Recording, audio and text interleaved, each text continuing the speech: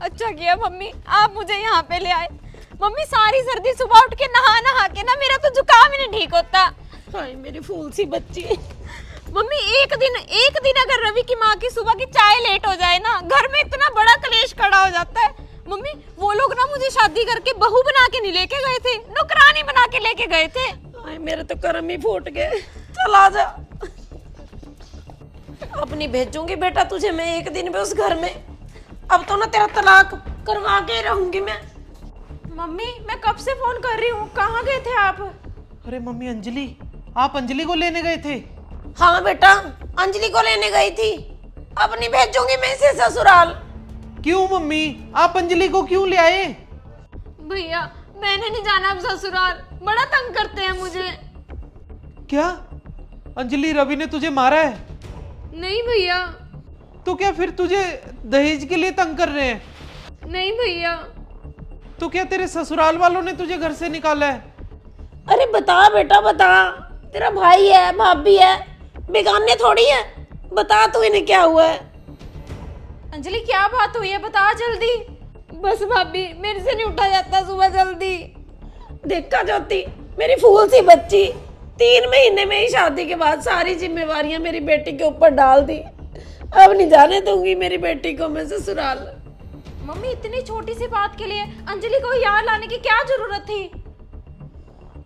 Mummy एक बात बताओ, कल रात को दही आपने जमाई थी? हाँ मैंने जमाई थी दही। मम्मी जी क्या आप सारी रात दही में उंगली मारते रहे थे? अरे बेवकूफ, दही में उंगलियां मारती रहूंगी तो दही कैसे जमेगी। अरे मम्मी ज्योति बिल्कुल ठीक कह रही है, जैसे दही में उंगलियां मारने से दही नहीं जमती ना, तो ऐसे ही मम्मी अभी आपकी बेटी भी दूध है तो उसे अपने ससुराल में जाके जमने दो। अगर आप ऐसे ही उसकी गृहस्थी में उंगलियां मारते रहोगे तो वो अपने ससुराल में कैसे बसेगी। और मम्मी अगर कोई बात हो भी गई थी तो इसे वहां जाकर आप समझा सकते थे 4 दीवारी के अंदर। यहाँ पे लाने की क्या जरूरत थी मम्मी अंजलि को? अंजलि इस घर की बेटी नहीं है मम्मी, उस घर की बहू भी है अब। और बहू की ना अपनी जिम्मेवारियां होती हैं, शादी के बाद इसे तो वो निभानी पड़ेंगी। मम्मी अब आपकी दखल अंदाजी से ना अंजलि का घर खराब हो जाएगा बस। हाँ बेटा तू बिल्कुल सही कह रहा है। अब अंजलि इस घर की बेटी ही नहीं उस घर की बहू भी है। मेरे से ही बहुत बड़ी गलती हो गई है जो मैं इसे यहाँ ले आई। अरे बेटियों का घर बसाने में तो ज्यादातर माँ का ही हाथ होता है, उजाड़ने में भी और बसाने में भी। अरे मैं इसे वहीं पे समझा के आ जाती कि अब ससुराल की जिम्मेवारियां तो निभानी पड़ेंगी। हर छोटी छोटी बात के ऊपर मुझे फोन कर देती है।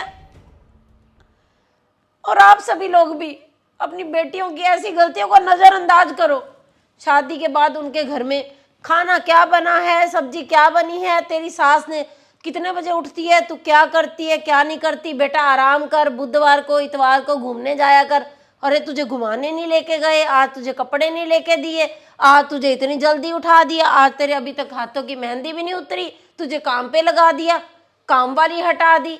ये सब कुछ बड़ा गलत है। बहुत सारे घरों में क्या होता है, शादी के अंदर काम वाली आती है, या जब लड़की के जो होते हैं वो जाते हैं ससुराल में, उसके यानी अपनी बेटी के ससुराल में, तब वो कोई ना कोई काम वाली लगा लेते हैं एक्स्ट्रा काम होने की वजह से।